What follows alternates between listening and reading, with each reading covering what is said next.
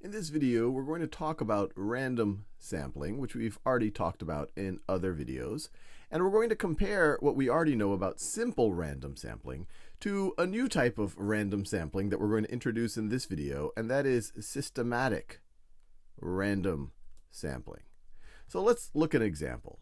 Let's say that there is a concert that is happening, and we expect approximately 10,000 people to attend the concert. And we want to randomly sample people at the concert. Maybe we want to do a study on how do people get to the concert? How do people get to the concert? Do they drive and park?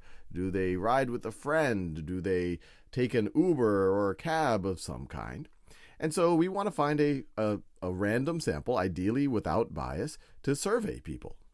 So there's a couple of ways you could do it. You could try to do a simple random sample. And that might be a case of if you could somehow get the names of all 10,000 people and put them into a big bowl like this. And then let's say you want to sample 100 people. Let's say you want to sample approximately 100 people. You could just mix up all the names that maybe are on these little pieces of paper, 10,000 of them, and then pull them out and pull out a random sample of 100 of them. That would be a simple random sample. But you could already imagine there might be some logistic difficulties of doing this. How are you going to get the 10,000 names? You're going to write them on a piece of paper. That's going to be you'd have to really mix them good so it's truly random who you're picking out. So are there other ways of doing a random sample? And as you can imagine, yes, there are. And that's where systematic random sampling is useful. One way to think about systematic random sampling is you're going to randomly sample a subset of the people who are maybe walking into the concert. So let's say people get to the concert and they start forming a line to get into the concert. What you want to do in systematic random sampling is randomly pick your first person. There's a bunch of ways that you could do that. You could say have a random number generator, and every time someone comes up to the front of the line, you press the button, and maybe it returns a number from 0 to 99, and if the number is 50, then that's going to be the first person that you survey. So there's a 1 in 100 chance for each person, but you're just trying to pick that first person randomly. So you pick that first person randomly, you survey them. And remember, our goal is to sample about 100 people out of 10,000. So we want to roughly sample 1 out of every 100 people.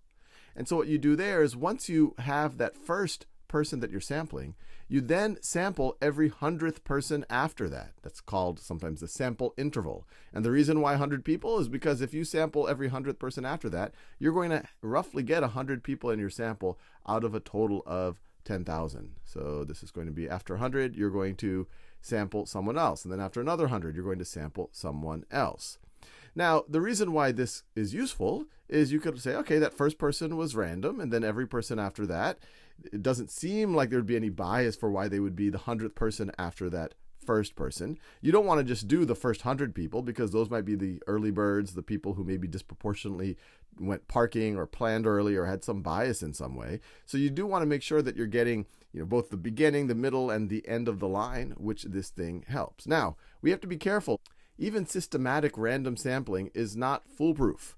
There's a situation where inadvertently even this system has bias. Let's say that this is the arena. This is a top view of the arena right over here. And this is the line of people coming in. And this is where you are standing. And you are counting every 100th person.